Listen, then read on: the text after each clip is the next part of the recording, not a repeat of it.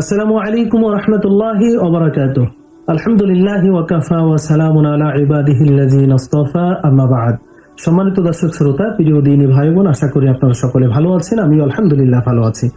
এই ভিডিওতে হাজির হয়েছি একটি বিষয় নিয়ে, তা হলো কোরবানির মৌসুম আসলে আমরা যখন কোরবানি করি আমাদের সকলের মাথায় একটি চিন্তা থাকে, তা হলো কোরবানি এবছর কার নামে দেব? আমার ছেলে মেয়ে স্ত্রী পুত্র নামে, নাকি আমার মা বাবার নামে, নাকি মৃত মা বাবার নামে, নাকি আমার কোনো উস্তাদের বা মুরব্বীর বা কোনো পীর সাহেবের নামে, নাকি হযরত মুহাম্মদ সাল্লাল্লাহু আলাইহি ওয়াসাল্লামের নামে? এক কথায় কার নামে আমরা কোরবানি করব, কার নামে কোরবানি দিতে হয়, এই বিষয়টি নিয়ে সংক্ষিপ্ত আকারে বিস্তারিত আলোচনা করার চেষ্টা করব, যতটুকু আলোচনা করলে পরিষ্কারভাবে বোঝা যায়। ওমা তাওফীক ইল্লা বিল্লাহ।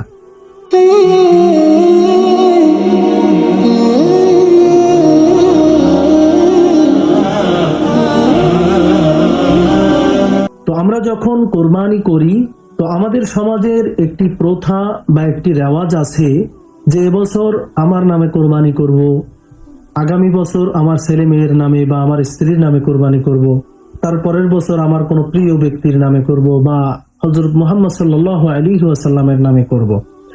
এবং আমরা যখন কোরবানির পশু জবাই করার জন্য তৈরি হয়ে যাই, জবাই করার জন্য যখন প্রস্তুত করি, তখন আমাদের সমাজের বা আমাদের একটি প্রথা হলো যে আমরা লম্বা একটি নামের লিস্ট ইমাম সাহেবকে ধরিয়ে দেই এবং বলে থাকি যে এই এই ব্যক্তির নামে, অমুক অমুক ব্যক্তির নামে আপনি কোরবানি করেন।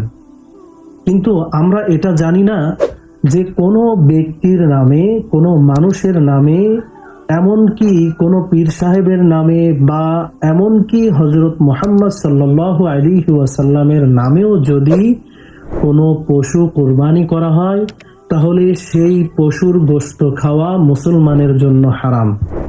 জি, আপনি সঠিক শুনেছেন। কোনো ব্যক্তির নামে কোরবানি করা যায় না, কোনো ব্যক্তির নামে কোরবানি করা হারাম, কোনো ব্যক্তির নামে কোরবানি হয় না। একমাত্র কেবলমাত্র শুধুমাত্র আল্লাহ সুবহানাহু ওয়া তাআলার নামে, আল্লাহর নামে কোরবানি হবে।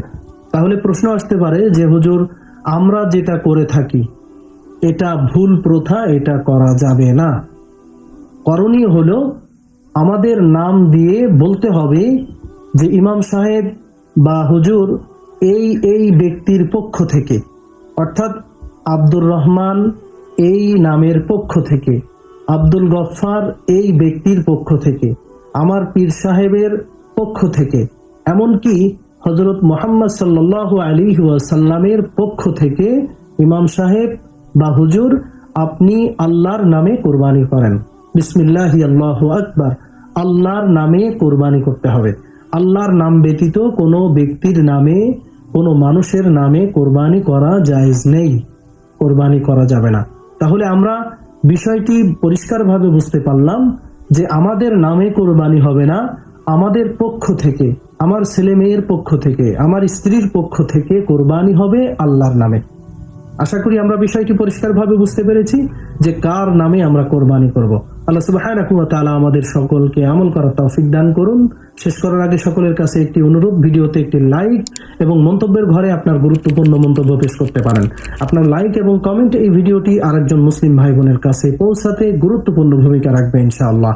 জাযাকাল্লাহু খাইরান। আসসালামু আলাইকুম ওয়া রাহমাতুল্লাহি ওয়া বারাকাতুহু।